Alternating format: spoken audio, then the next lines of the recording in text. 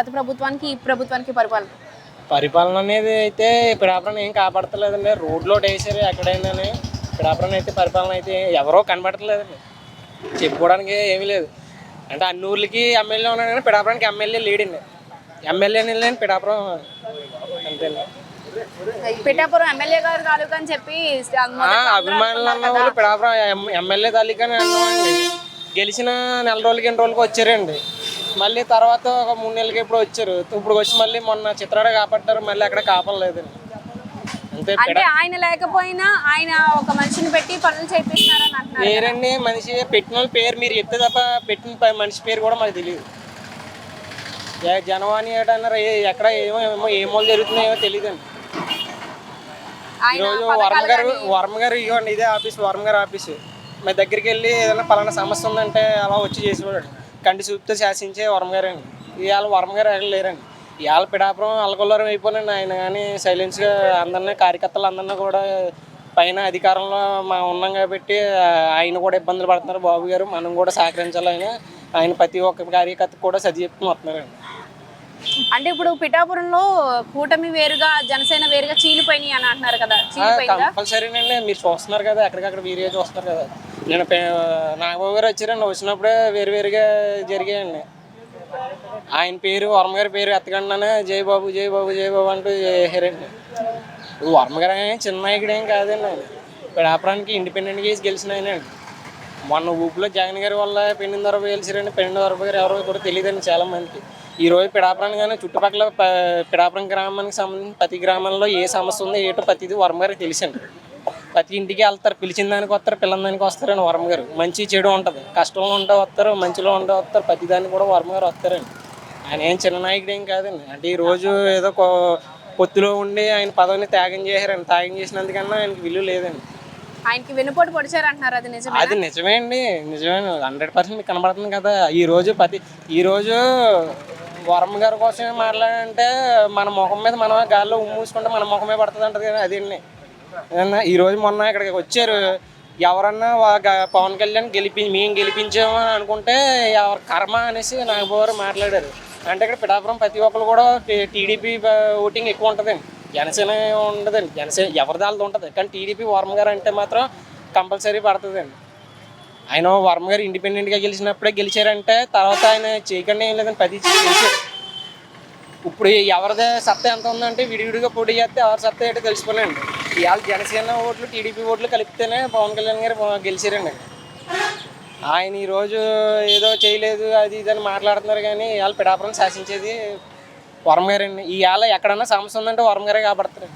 నిన్న కాక మన పిఠాపురం జగ్గ చెరువు అపార్ట్మెంట్లో దగ్గర వెనకాల బాగోలేదంటే వర్మ గారు వెళ్ళి కాపాడ్డారు. ప్రతి దగ్గర వర్మ గారు ఉంటున్నారండి. ఆయన చేస్తున్నారు మనల్ని చేస్తున్నారు తప్ప అది లేకపోతే పిఠాపురం ఎవరో కాపాడరండి. ఏదో వస్తున్నారు, వాళ్ళు పనులు చూసుకుంటున్నారు, వెళ్ళిపోతున్నారు తప్ప ఎవరు కూడా ఏ సమస్య కూడా పట్టించుకోవట్లేదు. ఇప్పుడు ఎమ్మెల్సీ నాగబాబు రాకతో వర్మకి రాజకీయ భవిష్యత్తు ఉండదు, ఇంకా ఆయన మర్చిపోయినట్టే పిఠాపురం ప్రజలు అంటున్నారు. సినిమా ఏం లేదండి.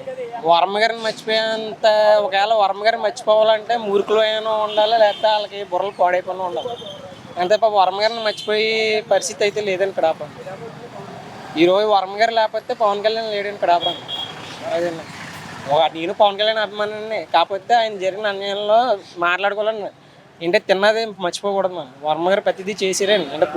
అంటే అధికారంలో ఉంటే ప్రతిదీ 100% అయిపోతుందని గ్యారంటీ లేదండి. ఒక 50% అవుతుంది, 50% జరగదండి. అంత మాత్రం వర్మ గారు చెడ్డరు ఏం కాదు. ప్రతి వర్మ గారు అందుబాటులో ఉన్నంత వరకు ప్రతిదీ మంచిది చెడ్డది చేస్తారండి. చిన్న పెద్ద కూడా ఇలా వెళ్ళిపోతున్నా చిన్నోళ్ళైనా పెద్దోళ్ళైనా ప్రతి ఒక్కరిని పరకలించి వెళ్తారండి వర్మ గారు. ఇప్పుడు ఎమ్మెల్సీ పదవి నాగబాబు గారు తీసుకున్నారు కదా. ఆయన ఇంతకుముందు రాజకీయ ఎక్స్పీరియన్స్ అనేది ఆయనకి లేదు. కానీ ఇప్పుడు పిఠాపురం మొత్తం భవిష్యత్ అంతా ఆయన చేతిలో పెట్టారు అని అంటున్నారు. ఎలా ఉండబోతుంది అంటున్నారు? మీకు ఒకటే ఎమ్మెల్యే ఈయనకి ఈ పదవి ఇస్తే వర్మ గారికి పై చేయి మంది అవ్వదు, ఆయన చెప్పినట్టు ఆలకించాలన్న టైప్లో ఇప్పుడు వర్మ గారిని సైడ్ వేసి పై చేయి మంది ఉంటే బాగుంటుందని చెప్పి వాళ్ళ అన్నగారు కట్టబెట్టుకున్నారు తప్ప ఎమ్మెల్సీ ఆయన ఏం చేస్తానని కాదండి. ఆయనకున్న కోపానికి దీనికి ఆయనకి కూడా ఎక్కడ కూడా ఆయన నిలబెట్టిలో ఉంటే ఏదో మూలన ఎమ్మెల్యే సీటు ఎప్పుడూ ఇద్దరండి. ఆయన గెలరనే ఉద్దేశంలోనే ఆయనకి ఎమ్మెల్సీ పోస్ట్ ఇచ్చారు తప్ప ఆయనకున్న కోపానికి ఆయన ఉన్న మారతీరుకి కానీ ఎక్కడ గెలరండి. మంత్రి శాఖ కూడా వస్తుంది త్వరలో అని చెప్పి అవునండి, ఇప్పుడు పొత్తులో ఉన్నారు, ఇప్పుడు గెలిచారు, ఇంకో పదవి కట్టబెట్టారు, ఇంకో పదవి వాళ్ళ చేతిలోది కదా, ప్రజల చేతిలో ఉంటే ప్రజలన్నీ ఎంతారు మాకు ఈ నాయకుడు కావాలని. ఇప్పుడు పైన అధికార చేతిలో ఉన్నప్పుడు అతను ఎవరి కాలతో తెచ్చుకుంటాడు. ఇప్పుడు మా చేతిలో పెట్టి మీకు ఎవరు కావాలంటే మేము పలానా వాళ్ళు కావాలని మేము చెప్పుకుంటాం. మాకు చేతిలో లేదు, మీ చేతిలో ఉన్నది మీకు నచ్చిన వాళ్ళకి ఇచ్చుకుంటారు. ఇప్పుడు పైన కూడా నాకు ఇది కావాలన్నప్పుడు పొత్తు ధర్మంగా వాళ్ళు ఇబ్బందులు పడతారు, వీళ్ళు ఇబ్బందులు పడతారు. వాళ్ళకు ఉన్న సమస్యలను బట్టి వాళ్ళు కూడా వాళ్ళ అధికార ఉన్న మనుషుల్ని చక్కబెట్టుకుని మిగతా వాళ్ళకి ఇస్తారు.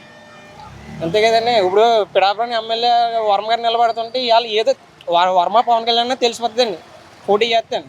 ఈరోజు వర్మ గారు సైడ్ అయ్యారు కాబట్టి వంగ గీత గారు పక్క వెళ్ళారు, పవన్ కళ్యాణ్ గారు నిలిచారు. అంతే తప్ప ఒకళ్ళని పక్కన నెట్టి ఒకళ్ళు గెలిచారు తప్ప ప్రతి దిక్కున కూడా టీడీపీ పక్క తప్పుకుంది కాబట్టి జనసేన నిలబడిందండి, వైసీపీ ప్రభుత్వం అసమర్థత తప్ప. అంతే తప్ప ఇండిపెండెంట్ ఎవరికాల్లో పోటీ చేస్తే ఎవరు సత్తా ఏంటన్నా తెలిసిపోద్దండి. ఇవాళ వరం గారు సహకరించారు కాబట్టి పవన్ కళ్యాణ్ పిఠాపురానికి ఉన్నారండి. గెలిచారు అనుకోవడం ఏంటి, అంతేగాని ఏ రోజు కూడా పిఠాపురం వైపు కన్నెత్తి చూడలేదండి. ఇప్పుడు వచ్చి ఏ సమస్య ఉందో ఏంటంటే ఇవాళ మొన్నటిదాకా ఉన్న ఎమ్మెల్యే పెండిన దొర వరకు కూడా పిఠాపురం ఏ మూల అయిపో సమస్య ఉందో తెలదు. ఆయన ఎవరిని అండో, ఎవరి దగ్గరికి రాడు, ఎవరి దగ్గరికి చూడడం, మాట పడ్డాయని పెండిన దొర గారి టైప్ అదే టైప్ అండి. వరం గారు ఒక మాట పడతారు, ఒక మాట అంటారు, ప్రతిదీ చూస్తారు. తల్లి తండ్రి ప్రతిదీ కూడా కష్టం వచ్చినా సుఖం వచ్చినా దుఃఖం వచ్చినా ప్రతి దాంట్లో తోడుంటారు. ఆయనకి తెలిస్తేనే తెలియపోతే ఎవరు రారండి. ఆయన తెలిసిందంటే ఎవరి ద్వారా తెలిసినా ఆ ఇంటికి వెళ్ళి అమ్మ ఎలా ఉందా, అలాగుందా, అలాగుందా ప్రతిదీ కూడా ఆయన సమస్య కనుక్కుంటారని దానికి పరిష్కారం చేస్తారండి.